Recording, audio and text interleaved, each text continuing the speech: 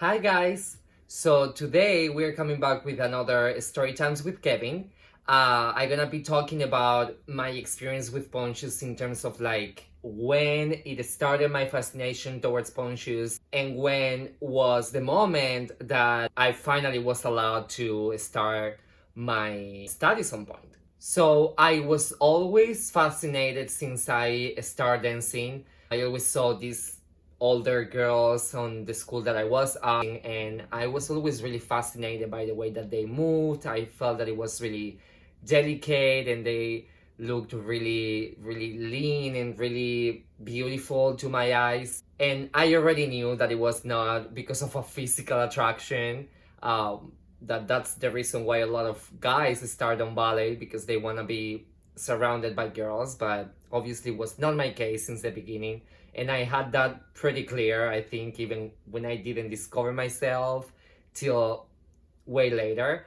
But I was always fascinated by that, and it wasn't until I was like 8 years old that I started seeing girls on point. When I started going to ballet in the school that I was at, the Colegio San Jose Artesano, I started seeing older girls dancing on point. And since then, I always wanted to dance on point. I was really, really, really annoying to my ballet teacher, Maria de Los Angeles, at the moment. And I was always asking her, like, I want to dance on point, I want to do that. Men on point is something that nowadays, thankfully for little kids and little ballet students, is more common to see. Because it's also in traditional ballet companies, they use it for strength and they use it for comical roles, like in Cinderella production. A lot of companies have two men doing the role of the stepsisters, who I gladly had the opportunity to perform with the Glebski Ballet here in Long Island. And I always wanted to do it, but it was not a thing that men should do. So I feel that after doing a lot of asking, my grandmother, who at the time was bringing me to ballet every Tuesday and Thursday. I remember when I was like around 7 to 9 years old, asked my teacher, and she explained to her, and I know that after years, but she explained to her that men don't do point. And for that was the reason that they never allowed me to do it. And that kind of was actually something that encouraged me to quit ballet, because I wanted to be myself and I wanted to do what I wanted to do in my dance career. And I felt that not doing that, I was not going to be able to fulfill that dream. But I never did quit ballet, which is a good thing. That's why I'm where I am today.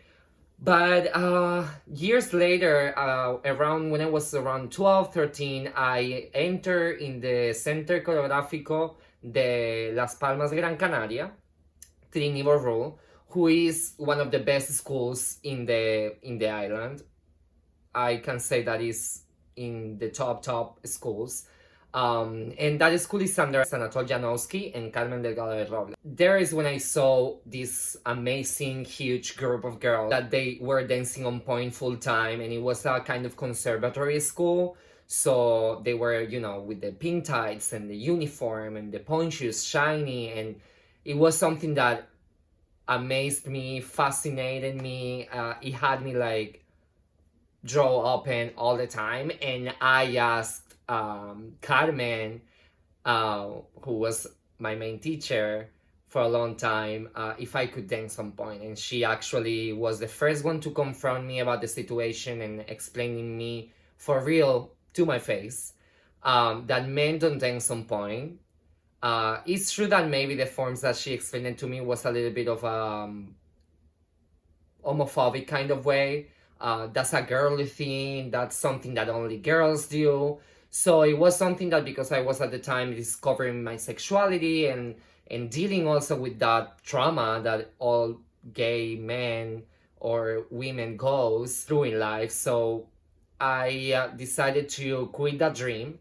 But that actually happened at 12, and what happened also at 12 is that internet started being a thing, and YouTube started being a thing, because we received the internet not later, but everything that in America you get we get a little bit later, because obviously we are in an island and it's less resources to go to. So I heard of this company, Ballet Trocadero, and it was only one video on it. It was the Dying Swan, danced by Paul Gessing.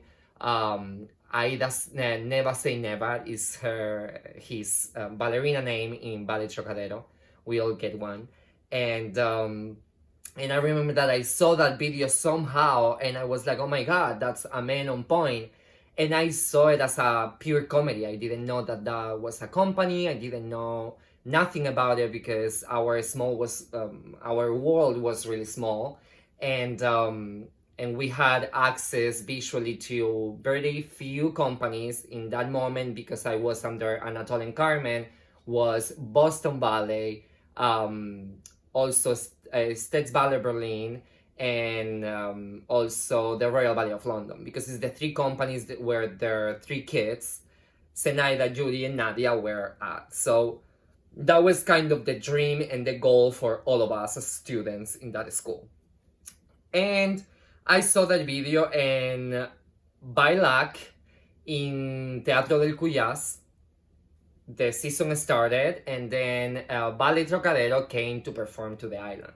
And thanks to my parents, that they're like really theater friends, they like to go to theater, to see opera, to see concerts, and theater and ballet, whatever. They love every single art form, live performing arts. They brought me to see a show, and it's really funny because I don't remember the whole show, but I remember that I saw one of the ballets was Paquita, which is a ballet that I have performed by now with Ballet Trocadero for a long time, quite a few times. And it was, the principal of that ballet was Robert Carter, who is still a dancer with the company. We all call him Bobby, and Mama Olga, because his ballerina name is Olga Suposova. And I saw Bobby dancing, and in that moment I looked to my parents and I told them, that's what I want to do in the future. That's my company. That's gonna be my future, and you'll see me there one day.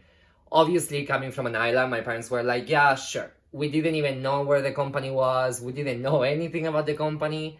And since the company left, I never heard it again about the company, because internet was not as advanced, and YouTube didn't have as many videos as we have today in the social media. So it was something that it came to my brain, and I always wanted it, but I could never have an access to it, and I didn't even know where they were at. So because of the name, I thought it was in Monte Carlo. So I figured that if one day I was gonna be in the company, I would be living in Monte Carlo. That was my idea back in the day, and I think the idea of a lot of audience members, that they think de Monte Carlo is the place where the company is at. But no, we're in New York City. This is our hometown. So after that, I keep studying with Anatole and Carmen, and then I studied with Helu Barbu in his school, and then with Jose Manuel Armas. But I went to Madrid, and there is when the whole story begins, where at some point I was in the Carmen Roche school, dance school. I talked to Emmanuel Bronzan, who was the vice president or something like that of the school at the moment, and I asked her if I could take pointe, and her reaction literally was like, yeah, like I was just waiting for you to ask me, because I know that that's your dream, that's what you want to do, and that's how you feel more comfortable with. So I'm gonna allow you to take my pointe classes. So I did that for a while. I had a few issues with the director of the school at the time, who didn't want me to do it publicly. She didn't want me to show it to the rest of the teachers, something that hurt me a lot, because I was really proud of the progress that I was doing, and that I was finally doing something that I wanted to do more than jumping and turning, which I like too, but I loved doing pointe. So at that point, I already knew more about Trocadero. I already knew that they were in New York City and that they toured all around the world. And At some point of being in Carmen Roche, some things changed in the direction of the school, in the secretary department and stuff, in the office department. So I decided that it was my time to go, and is when I started at the conservatory in Spain, Carmen Amaya, which they're like my dear family, and they will always be, because they brought me here. Didn't brought me literally, but they helped me way too much nowadays, that I remember everything that they have done for me. And I remember that my only condition to get into the school was to be able to do pointe. And the director at the school, Carmen at the time, she told me that if I wanted to take pointe, that was something that I would have to ask to my teachers once I was in the school. So I decided to transfer, and I started the year. And at some point that year, I talked to my tutor, and I was like, listen, this is what I want to do. This is my future. I understand that we are supposed to go to certain kind of companies, but this is what I want to do, and I know you guys can help me, so I would really appreciate if you guys let me do it. And for my surprise, they were totally on board, but the only condition was that I couldn't miss any of my normal classes, which means male technique classes with Victor Alvarez Caballero at the time. And I agreed to that. I just remember, like, running around, like in the repertory class, like doing my variation, the first one, to be able to leave the class and go to the girls' class and do the repertory with them and stuff like that, always running. And which trained me a lot for New York City, because you are always on the go. And I remember that the first year was just like a little bit of a play time. I just went there and did a variation, and they saw me and we laughed about it, and like it was just an experience.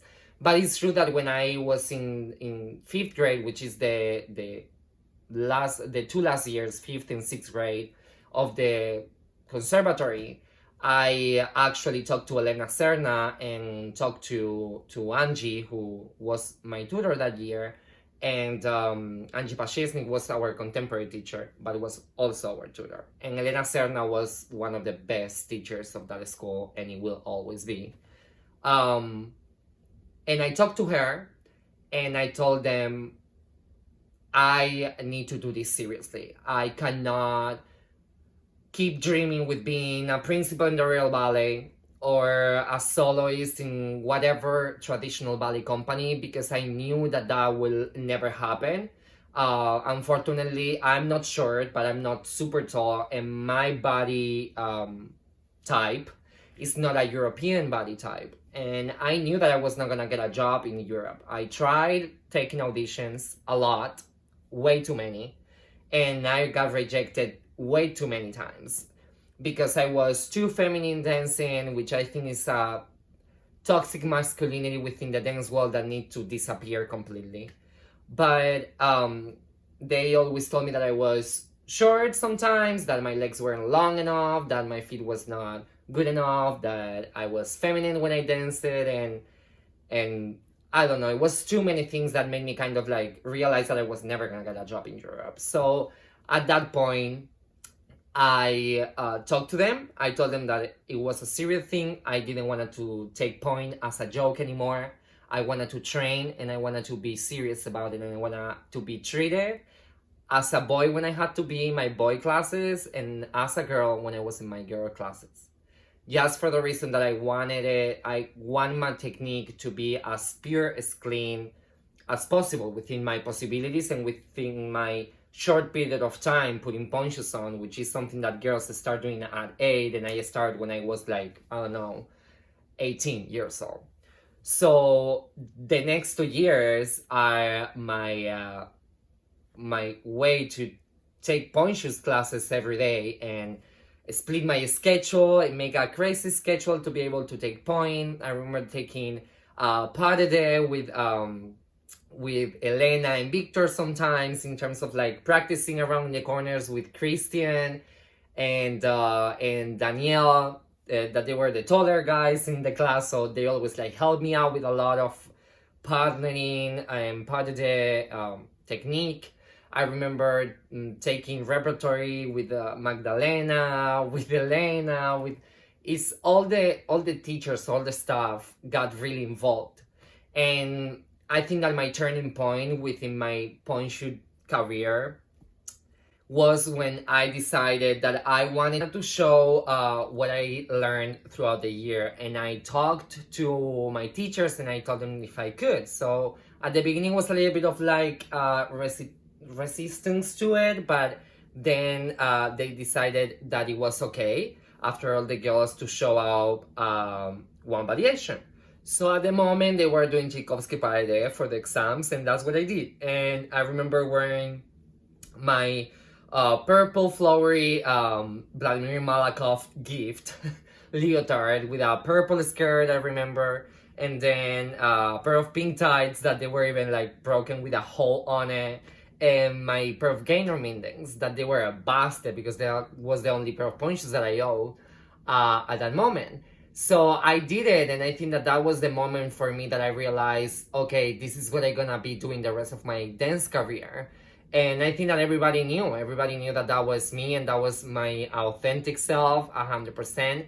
And since then it was one more year of training full out with the school, splitting my schedule for real, not just in betweens. It was a for real commitment, and I was extremely happy and extremely proud of me and proud of my classmates that they were supporting me all the way all the time, and proud of my teachers and my family that always supported me. So this is all for today, and if you want to know the rest of my story and how I got to be a dancer at Ballet Chocadero de Monte Carlo, just comment down below and subscribe to my channel, and don't forget to put the bell so you don't miss any of my videos. See you next time. Mwah!